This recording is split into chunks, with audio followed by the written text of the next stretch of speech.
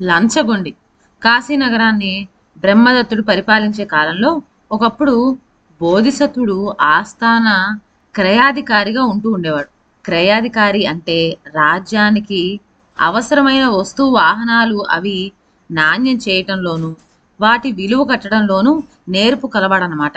బోధిసత్వుడు కాశీ రాజ్యానికి కావాల్సిన ఏనుగులను, గుర్రాలను, వెండి బంగారాలను పరీక్ష చేసి విలువ కట్టి తన అంచనా ప్రకారం ఆ జంతువులను, వస్తువులను తెచ్చిన యజమానులకు డబ్బు చెల్లిస్తూ ఉండేవాడు.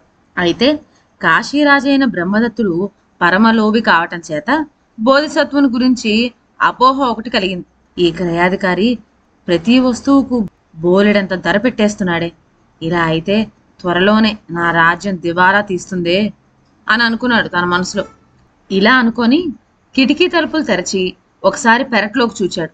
అక్కడ ఉండే పరిజనంలో ఒకని మీద రాజు దృష్టి పడింది. ఇంకేముంది, ఆలోచన లేదు, ఏమీ లేదు.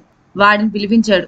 వెంటనే బోధిసత్వుడి స్థానంలో ఊరు పేరు లేని ఆ అమాయకుని నియమించాడు. ఈ కొత్తవాడి బుద్ధి కుశలత వల్ల వస్తువులు క్రయించడంలో యుక్తి చేసి తనకు లాభసాటిగా వ్యవహరిస్తాడని రాజు ఆశ. అయితే ఇప్పుడు కొత్తగా వచ్చిన క్రయాధికారి ఒట్టి తెలివి తక్కువ దద్దమ్మ. ఈ అధికారికి అసలు వస్తుతత్వం కానీ, నాణ్యం కానీ, దాని విలువ కానీ ఎంత మాత్రమూ తెలియదు. అందుచేత ఏనుగులు, గుర్రాలు, వస్తు సామాగ్రి బేరం చేయవలసి వస్తే తన బుద్ధికి ఏమి తోస్తే అది చెప్పి అడగటం తప్ప ఒక సరైన పద్ధతి, అంచనా ఉండేదే కాదు. అందువల్ల వస్తువులు తెచ్చే వర్తకులకు తరచూ నష్టమే కలిగిన కొనేది రాజు కొలువులోని అధికారి కావటం చేత మారు మాట్లాడలేక ఇచ్చిందేదో పుచ్చుకొని ఇంటికి పోయేవాళ్ళు. వర్తకులు బేరంలో అన్యాయం జరిగిందని కానీ, నష్టపడ్డాము అని కానీ పైకి చెప్పుకోవటానికి వీలే లేకపోయేది. ఒక రోజున ఉత్తర దేశం నుంచి ఒకానొక అశ్వవర్తకుడు 500 మేలుజాతి గుర్రాలను తీసుకొని కాశీరాజు వద్దకు వచ్చాడు. వెంటనే రాజు తన ఆస్థాన క్రయాధికారికి కబురు పంపించి ఆ గుర్రాలను నాణ్యం చూసి విలువ కట్టమన్నాడు. క్రయాధికారి వచ్చి 500 గుర్రాలను పరీక్షించాడు. దీనికేముంది, ఒక కుంచెడు బియ్యం ఇచ్చి ఆ ఆసామిని పంపించేయండి, గుర్రాలను సాలాల్లో కట్టివేయండి అని తడుముకోకుండా ఉత్తర్వులు జారించాడు.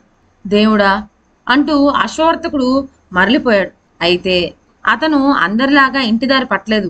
తిన్నగా పూర్వపు క్రయాధికారి అయినటువంటి బోధిసత్వుని వద్దకు వెళ్ళి తన గోడు వలవోసుకొని సలహా చెప్పమని కోరాడు.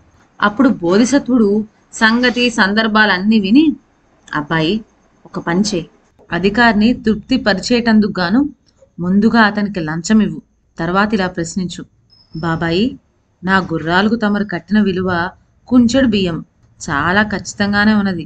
అయితే కుంచెడు బియ్యానికి విలువెంతో ఆ విషయం తమరు దర్బార్లో ప్రభువులు ఎదితే సెలవించగలరా అని. ఆ క్రయాధికారి ఇందుకు అంగీకరిస్తే రేపు అతన్ని రాజు వద్దకు తీసుకుపో, ఆ సమయానికి నేను అక్కడికి వచ్చి తక్కిన సంగతి చూచుకుంటా అంటూ సలహా చెప్పి పంపాడు. బోధిసత్వుడు చెప్పినట్టుగా ఆ అశ్వవర్తకుడు వెంటనే క్రయాధికారి వద్దకు పోయి రెండవ కంటికి తెలియకుండా అతనికి తగినంత లంచం ఇచ్చి ప్రశ్న వేశాడు. క్రయాధికారి సంతోషంలో మునిగిపోయి, దానికే ఉంది, అదొక పెద్ద ప్రశ్న, రాజుకు నేను సమాధానం చెప్పి సర్దిపుచ్చుతాలే అన్నాడు.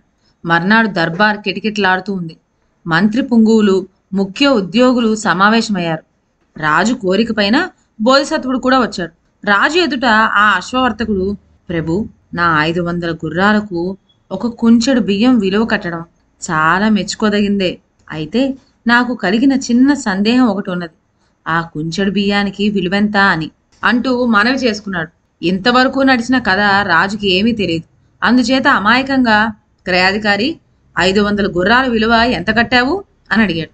కుంచెడు బియ్యం అండి ప్రభు అన్నాడు క్రయాధికారి. బేష్, బాగా ఉంది. 500 గుర్రాల ఖరీదు కుంచెడు బియ్యం విలువ అయితే ఒక కుంచెడు బియ్యం విలువెంత అని మళ్ళీ ప్రశ్న వేశాడు. ఈ ప్రశ్నకు ఆస్థాన క్రయాధికారి ఆలోచన అనే మాట లేకుండానే, కుంచెడు బియ్యం విలువ ఏముంది ప్రభు, కాశీ రాజ్యము ఇరుగు పొరుగు సామంత రాజ్యాలు కలిపితే ఎంత విలువ ఉంటుందో అంత విలువ అనేశాడు. విడ్డూరమైన ఈ జవాబు వినటంతోనే మంత్రులు, పరివారము, దర్బార్లోని ప్రముఖులు అంతా జేజేలు కొట్టి పొట్టలు చెక్కలేటట్టు నవ్వటం ప్రారంభించారు. వాళ్ళ కోలాహలాల ధ్వనులతో దర్బార్ అంతా ప్రతిధ్వనించింది. వారంతా క్రయాధికారిని చూచి రాజ్యాలకు విలువ నిర్ణయించటం అసాధ్యమని అనుకుంటూ వచ్చాము, కానీ కాశీరాజ్యం అంతా కలిపి ఒక కుంచెడు బియ్యమే ఖరీదు చేస్తుందని ఇప్పుడే కదా తెలిసింది. ఆహా, ఏమి తెలివితేటలండి క్రయాధికారి గారు! ఆ ఆస్థానంలో ఉండదగిన ఉద్యోగివే అయ్యా నువ్వు అంటూ గేలి చేసాగారు. అప్పుడు బోధిసత్వుడు ముందుకు వచ్చి, ఆ క్రయాధికారి చెప్పినది పరమసత్యం, అందులో విడ్డూరం ఏమీ లేదు. అతన్ని పరిహసించకండి. 500 గుర్రాలు ఒక కుంచెడు బియ్యం విలువ అన్నాడు. ఒక కుంచెడు బియ్యం విలువ కాశీరాజ్యము సామంత రాజ్యులు కలిసినంత అని చెప్పాడు. దీన్ని బట్టి చూస్తే ఆ 500 గుర్రాల విలువ కాశీరాజ్యము సామంత రాజ్యాలు కలిపినంత అని తెలుస్తున్నది కదా. ఆయన గుర్రాలకు కట్టిన విలువ చాలా న్యాయంగా ఉన్నది అని చెప్పాడు. బోధిసత్వుని మాటలకు అందరూ ఆశ్చర్యపోయారు. తరువాత నిజ నిజాలు బయటపడినాయి. అప్పుడు కాశీరాజు కళ్ళు తెరిచి పరిస్థితులు గ్రహించి ఈ క్రయాధికారిని తొలగించి మళ్ళీ బోధిసత్వుని మామూలుగా పదవిలో నియమించాడు. ఇదండి ఇవాల్టి కథ. మరొక మంచి కథతో నెక్స్ట్ వీడియోలో కలుద్దాం. అంతవరకు సెలవు. నా ఛానల్లోని కథలు మీకు నచ్చినట్లయితే నా ఛానల్ను లైక్ చేసి సబ్స్క్రైబ్ చేయండి. షేర్ చేయడం మర్చిపోవద్దు. కొత్త కథల నోటిఫికేషన్ కోసం బెల్ ఐకాన్ ప్రెస్ చేయండి. Thank you.